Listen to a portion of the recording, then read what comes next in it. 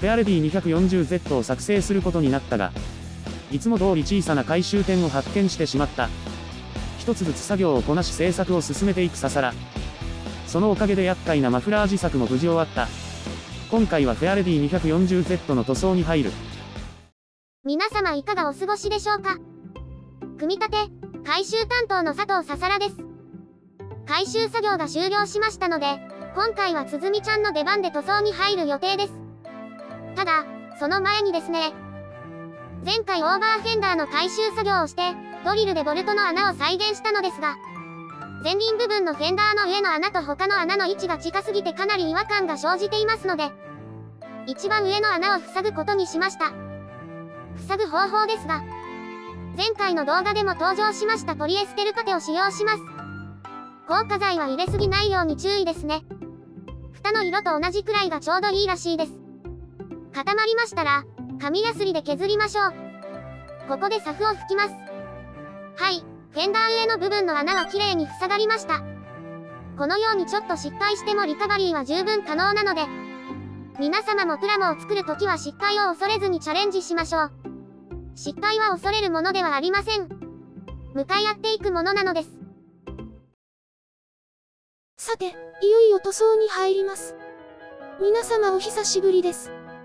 塗装、仕上げ担当の鈴木つづみです。今回は修正箇所があり、ささらちゃんがサフを吹いてくれたので、私は塗装の準備をしようと思います。とは言っても主に使う塗料は、セミグロスブラックと車体の色がメインで、あとは銀くらいですかね。ちなみにボディの色は、ウップ主からまだどの色に塗装するかの情報は来ていないので、現時点ではどうすることもできません。どうせ先に塗装することになる銀色とセミグロスブラックから塗装しましょう。まずは銀で塗装する部品を用意します。ヘッドライト、マフラー等ですね。部品に持ち手をつけ、エアブラシと塗装ブースを用意すれば塗装準備は完了です。銀塗装は一度で終了ではなく、窓枠の銀塗装は別に行います。ヘッドライトは裏側に銀を塗装します。銀塗装が完了したら、次はセミグロスブラックを塗装しましょう。細かい部品は、筆塗りでも支障はありませんが、ついでに塗ってしまえば手間が省けます。それでは、塗装します。今回使用するセミグロスブラックですが、蓋の形で気づいた方もいらっしゃるかと思いますが、かなり前に購入したものです。模型作るたびに必要な塗料を買っていては、お金がもったいないので、今回はできるだけウップ主に在庫から探すようにしてもらいました。しかし、今までセミグロスブラックはほとんど使用しなかったのでなかなか見つからず、なんとか見つけたのは、10年以上前に買ったと思われるこれしかなかったです。しかもその上、完全に乾いて固形化していました。この状態では薄め液で溶かして使用しても、なかなか塗料が定着しないので諦めるしかないのです。ですが最近では、溶媒液というものがありまして、これで溶かせば、使える塗料の出来上がりになります。セミグロスブラック塗装の準備中の動画を流していますが、ご覧ください。完全に復活しています。塗料が乾いて完全に固まってしまった時に溶媒液、ぜひ試してみてくださいね。塗装の様子を動画で流しています。もともと黒で成形された部品が多いので、無理して塗装しなくても大丈夫だったかもですが、念のためエアブラシで塗装しました。もちろん白い部品もありましたのでここで塗っておきます。ここでボディの裏側も塗っておくのを忘れずに。この後ボディの塗装に取り掛かります。セミグロスブラックの塗装が完了しました。乾燥するまで放置です。はい、ちょっとお邪魔しますね。ウップ主の高橋です。私は部品の調達、ナレーション、そして、ウップ主の代わり、代役という他の2人とはちょっと変わった立ち位置です。ここでシャシーが出てきましたのでちょっと解説します。このキットのシャシーですが、写真を見て何か気になるところはありますか？そう、この部分ですね。変な形の穴が開いていて何やら文字も書いてあります。そしてこのスペースは何でしょうか？当然ですが、実写にはそんなものないので模型とはいえとても不自然ですよね。これが何かというとですね、昭和の頃に流行ったモーターライズキットの名残です。当時のシャシーをこのキットで使っているみたいですね。あの頃の車模型には、モーターがついていまして、モーターがギアを動かして模型が走るというからくりです。小さい車模型ではモーターの代わりにゼンマイで動かしていましたが、当然ラジコンではありませんので、できるのはまっすぐに走ることだけ。したがって遊んでいるうちに、壁にぶつけたり廊下から玄関に落ちて壊れるなどといったことも頻繁に起きるわけで、しかし当時の子供たちは接着剤やテープで壊れた箇所をくっつけたりして、飽きるまで遊んでいました。私も子供の頃遊んでいました。いやー懐かしい。おっと、年がバレるのでこの辺りでやめておきます。中断失礼しました。それでは続きをどうぞ。どうやら塗料が乾いたみたいですね。ボディの色がはっきりするまでは他の作業を進めたいと思います。とりあえず先ほど塗装したセミグロスブラックの部分、ボディの裏ですね。この部分にマスキングを施します。そうしないと色がついちゃいますからね。マスキング完了、そして準備完了です。一方、その頃、また登場しました。ウップ主です。こんなところから失礼します。先ほどお話が出ていました。ボディの色の件ですね。3人で話し合いをしたのですが、まとまらなくてですね、ちょっと困っています。なかなか決まらずまるで小田原表情の状態を呈しまして、小田原表情の意味はこんな感じです。尺の都合で話を進めますが、見たい方は一時停止お願いします。まあ、そんな状態なのでね、このままでは制作は進まないので、埒が明かないと思って私が3人の意見の中間を取って色を決めたのですが、私の案を強引に通したと言えなくもないですけど、そして、その結果がこういう状況です。約1名ほど納得していないお方が、ハンデフーチャリの中間のイホがフィ色なのほ。はけはかんないでしょ。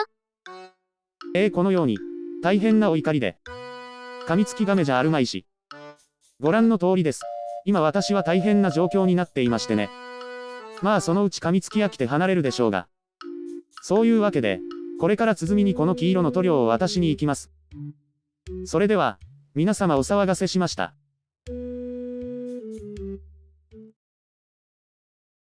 先ほど大変な状態のウップ主から塗料を受け取りました。ボディの色は、どうやら黄色にするみたいですね。まあスポイラーやフェンダーが暗い色なのでまあ見栄えのある仕上がりになると思います。フォトショップを使った検証で大体どんな色になるかはイメージできましたけど、私の経験上ボツになった2色と違って、イメージと異なる仕上がりになると、ウップ主にそのことを伝えるのを完全に忘れていました。なんだか大変そうだったんで、後でウップ主、がっかりしなければいいですけどね。